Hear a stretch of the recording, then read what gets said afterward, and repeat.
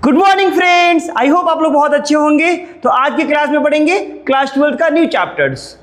तो मैं एक नई लाइन से शुरुआत करता हूँ कि जब आंखों में अरमा लिए मंजिल को अपना मान लिया तो मुश्किल क्या आसान क्या ठान लिया। तो ठान लिया। तो आज पढ़ेंगे हम लोग, चैप्टर का नाम है 3 डायमेंशनल ज्योमेट्री। तो हम लोग पढ़ेंगे, टॉपिक है प्लेन, उसमें सब टॉपिक है angle between the line and plane.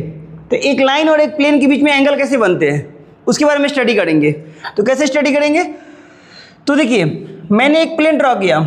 इस प्लेन का ये नॉर्मल होता है, ये प्लेन का ये नॉर्मल है। तो नॉर्मल हमेशा प्लेन की क्या होता है, परपेंडिकुलर होता है। क्या होता है, परपेंडिकुलर होता है।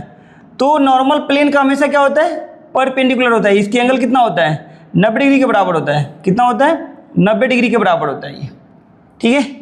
तो ये प्लेन के परपेंडिकुलर होता है। तो बोला गया है कि सर लाइन और नॉर्मल के बीच का एंगल कितना है, थीटा है। तो आपको निकालना है। तो हमको पहले प्लेन का इक्वेशन चाहिए। क्या चाहिए, प्लेन का इक्वेशन।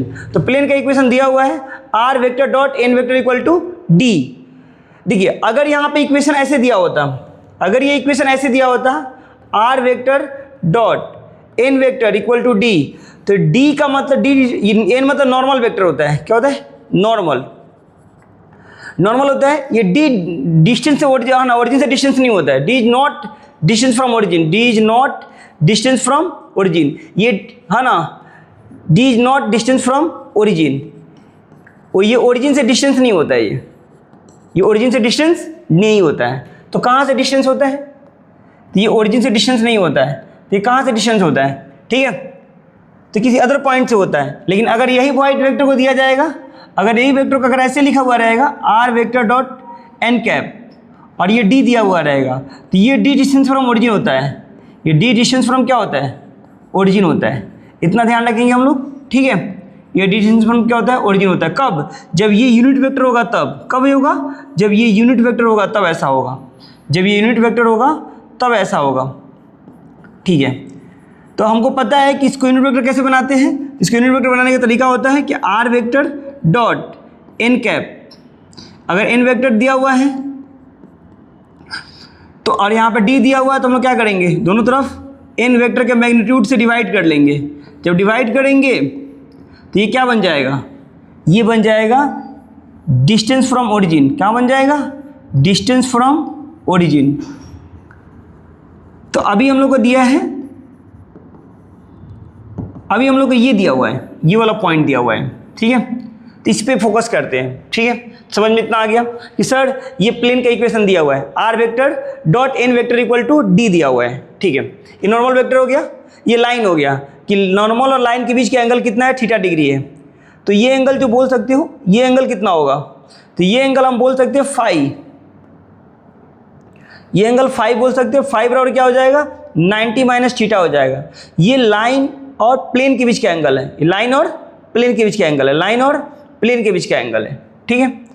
तो हम लोग देखेंगे ये इक्वेशंस के बारे में क्या जानते हैं। तो ये इक्वेशंस का मतलब होता है कि कोई भी लाइन है, कोई भी लाइन है, तो इस लाइन के इक्वेशंस ये किस पॉइंट से पास हो रहा है। तो जिस पॉइंट से पास हो रहा है उसको ए वेक्टर बोलते हैं, और जिसके पैरेलल होता है उसको बी वेक्टर बोलते हैं। ये लाइन का इक्वेशन होता है, ठीक है। तो तभी इसी को लिखते हैं R vector equal to A vector अब प्लस लेमडा टाइम्स क्या होता है, बी वेक्टर। इसका मतलब ये लाइन, ये जो है ये ए वेक्टर से पास हो रहा है और बी वेक्टर के पैरेलल है। ए वेक्टर हमको पॉइंट देगा, क्या देगा, हमको किस पॉइंट से पास हो रहा है, ठीक है। और बी वेक्टर क्या देता है, हमको डायरेक्शन रेशियो देता है। क्या देता है, डायरेक्शन रेशियो। बी वेक्टर क्या देता है हमको, डायरेक्शन रेशियो देता है, डायरेक्शन रेशियो, ठीक है। तो देखो ए वेक्टर के बारे में हम लोग जानते हैं, क्या जानते हैं ए वेक्टर के बारे में। अगर मान लेते कि कोई भी लाइन है वो x1 coma y1 coma z1 से अगर पास होता है, ठीक है, तो इसको लिखेंगे xi प्लस y1j और प्लस z1 के, ठीक है। अगर ये बी वेक्टर के, अगर इसके ए वेक्टर इस पॉइंट से पास होता है और इसके पैरेलल है, ये बी वेक्टर के पैरेलल है, तो इसको हम लोग लिख सकते हैं ai प्लस bj और प्लस ck। ये ABC क्या होता है, ABC डायरेक्शन रेशियो होता है। क्या होता है, डायरेक्शन रेशियो। तो हम लोग समझ गए कि सर ये जो लाइन का इक्वेशन लिखा हुआ है वेक्टर फॉर्म में लिखा हुआ है, ये भी प्लेन का जो इक्वेशन लिखा हुआ है हमको क्या लिखा हुआ है, हमको ये वेक्टर फॉर्म में लिखा हुआ है। अब हमको पता करना है कि सर ये नॉर्मल और लाइन के बीच के एंगल कैसे निकालेंगे। तो जैसे ही हम लोग दो को लाइन के बीच के एंगल निकालने की बात करेंगे,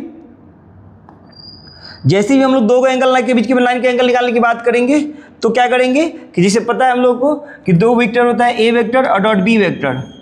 तो इसका होता है ए का मैग्नीट्यूड, फिर बी का मैग्नीट्यूड, और फिर होता है sine theta, sorry cos theta होता है, कॉस थीटा। तो एंगल कैसे निकालते हैं, दो को लाइन के बीच का angle A dot B vector बटा ए का मैग्नीट्यूड और बी का मैग्नीट्यूड और इक्वल टू कॉस थीटा होता है। ठीक है, ये हमारा आंसर हुआ। ठीक है, तो ऐसे ही इसी की जगह पे हम लोगों ने क्या किया है, इसी की जगह पे हम लोगों के पास ये इन्फॉर्मेशन दिया हुआ है। इसी की जगह पे हम लोग को एक दिया हुआ है R vector equal to N vector equal to D दिया हुआ है, ये एन नॉर्मल होता है। और दिया हुआ है कि R vector equal to A vector lambda times V B vector. तो हम लोगों को एन और बी के बीच में एंगल निकालना है।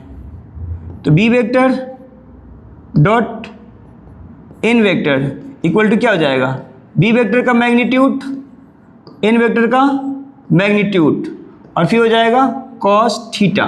क्या हो जाएगा, कॉस थीटा। तो कॉस थीटा होगा,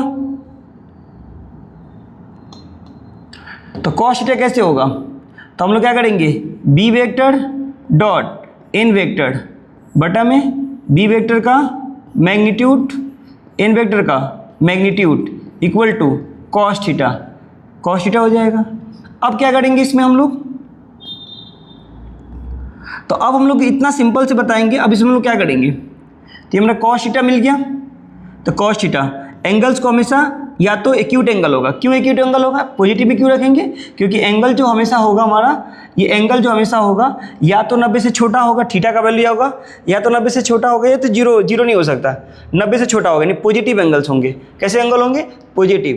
तो इसीलिए हम लोग यहाँ पे क्या लिखा, मैंने मोड लगा दिया। तो ये फॉर्मूला हो गया हमारा। तो यही फॉर्मूला हम लोग अगले पेज में लिखा हुआ है। देखिए ये फॉर्मूला कहाँ से आया, समझ में आ गया होगा आप लोगों को। बी वेक्टर क्या होता है, बी वेक्टर कहाँ से आता है, तो बी वेक्टर आता है स्ट्रेट लाइन का जो इक्वेशन दिया रहेगा, ए वेक्टर अब plus lambda times B vector. तो यहाँ से बी वेक्टर आता है। ठीक है, अच्छा एन वेक्टर कहाँ से आता है, तो जो प्लेन का इक्वेशन दिया हुआ रहेगा, R vector dot N vector और equal to D. D distance from origin नहीं है, डी डिस्टेंस फ्रॉम ओरिजिन नहीं है। ठीक है, तो यहाँ तो हमको समझ में आ गया। ओके, अब आगे भी बढ़ते हैं। अच्छा, ये अगर पूछेगा कि सर अगर हमको बताइए कि ये प्लेन हो गया, ठीक है, और ये लाइन हो गया, तो लाइन और प्लेन के बीच के एंगल निकालिए। लाइन और प्लेन की, ये लाइन और नॉर्मल के बीच का एंगल थीटा है। थीटा क्या है, लाइन और नॉर्मल के बीच का एंगल है। लाइन और प्लेन के बीच के एंगल की बात करेगा तो फाई बोल सकते हो। क्या बोल सकते हो, फाई। फाई कितने के बराबर है, 90 माइनस थीटा। तो फाई कितने के बराबर है, 90 माइनस थीटा। तो हम लोग कैसे निकालेंगे, तो ये लिखेंगे। ठीक है, ये फाई किसके बराबर है, तो 90 माइनस थीटा के बराबर है। तो कॉस थीटा का वैल्यू हम लोग निकाले थे। कॉस थीटा का वैल्यू क्या आया था, कॉस थीटा का वैल्यू आया था B vector dot N vector upon ये आया था बी वेक्टर का मैग्नीट्यूड और एन वेक्टर का मैग्नीट्यूड और होल कॉस थीटा। ठीक है, तो साइन 90 माइनस थीटा क्या होता है, साइन 90 माइनस थीटा क्या होता है, तो sine 90 minus theta cos theta होता है। तो कॉस की जगह पर साइन 90 माइनस थीटा लिख सकते हैं। और 90 माइनस थीटा को हमने क्या माना था, फाई माना था। क्या माना था, फाई माना था। तो फाई यानी साइन फाई का वैल्यू भी यही होगा, साइन फाई का वैल्यू भी यही होगा, यानी कि तो साइन फाई का वैल्यू हमारा यही होने वाला है। ठीक है, तो दोनों का फॉर्मूला हम लोग को याद हो गया। अब देखिए फॉर्मूला के साथ साथ अभी भी याद करना है कि ठीक है सर आपका साइन फाई लिखा हुआ है, ठीक है, तो बी वेक्टर होगा डॉट एन वेक्टर। ठीक है, फिर बी वेक्टर का मैग्नीट्यूड और डॉट एन वेक्टर का मैग्नीट्यूड। ठीक है, तो पूछा जाएगा कि सर आप ये बताइए हमको कि बी वेक्टर कहाँ से आया, तो बी वेक्टर आया स्ट्रेट लाइन के इक्वेशन से, A vector plus lambda times B vector. कहाँ से आया, ए वेक्टर है ना, अब plus lambda times B vector. ठीक है सर, एन वेक्टर कहाँ से आया, तो स्ट्रेट लाइन के इक्वेशन से, R vector dot N vector equal to D, straight line के इक्वेशन से आया, कोई दिक्कत नहीं। ठीक है, अब इस पे क्वेश्चंस कैसे आ सकते हैं, तो देखिए क्वेश्चंस दिया हुआ है यहाँ पे, तो क्वेश्चन दिया हुआ है, तो क्वेश्चन कैसे बनाएंगे, तो बहुत सिंपल है। देखिए पहले यहाँ से ये स्ट्रेट लाइन की इक्वेशन है, किसका इक्वेशन है? स्ट्रेट लाइन का। तो स्ट्रेट लाइन की इक्वेशन से हम पहले निकालेंगे बी वेक्टर। तो नीचे वाला जो होता है वो बी वेक्टर को रिप्रेजेंट करता है, जो नीचे वाला होता है वो डायरेक्शन रेशियो बोलते हैं। डायरेक्शन रेशियो क्या करता है? बी वेक्टर को रिप्रेजेंट करता है। तो यहाँ पर लिखेंगे 2i प्लस 3j अब प्लस 6k, ये हमारा हुआ, ठीक है। अब नीचे वाला, तो ये जो होता है ये हमारा ABC को रिप्रेजेंट करता है, डायरेक्शन था ना, ABC को रिप्रेजेंट। एन वेक्टर से बनाएंगे, क्या बनाएंगे? N vector. तो 10i प्लस 2j और माइनस 11k कैप, ये मिल गया। अब फॉर्मूला क्या कहता है? फॉर्मूला कहता है कि cos थीटा निकालना है, लाइन और प्लेन के बीच का एंगल निकालना है। तो cos थीटा निकालना है, लाइन और प्लेन के बीच का एंगल। तो आप क्या कर सकते हो? पहले साइन लगा लो। क्या लगाओगे? साइन 5। तो ये होता है B dot N vector upon B vector का मैग्नीट्यूड और एन वेक्टर का मैग्नीट्यूड, एन वेक्टर का मैग्नीट्यूड, ठीक है। चलो, तो उसमें हम लोग क्या करेंगे? कि सर कैसे बनाएंगे इसको? तो B vector dot N vector equal to इतना इतना, ठीक है, समझ में आया। तो हम लोग यहाँ पे कर सकते हैं साइन 5। तो पहले निकालेंगे B vector dot N vector, B vector dot N vector. तो 2 टोन जा 2 इंटू 10, आई डॉट आई 1 होता है, 3 2 जा 6, जे डॉट जे 1 होता है, 6 इंटू माइनस 11,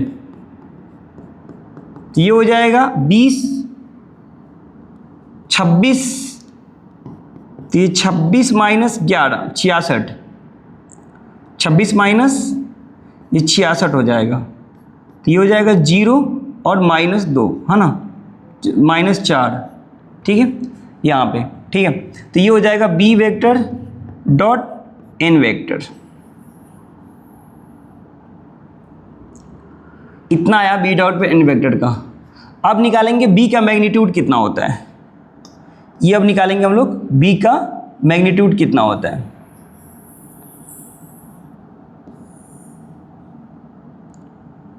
तो ये बी का मैग्नीट्यूड्स हो जाएंगे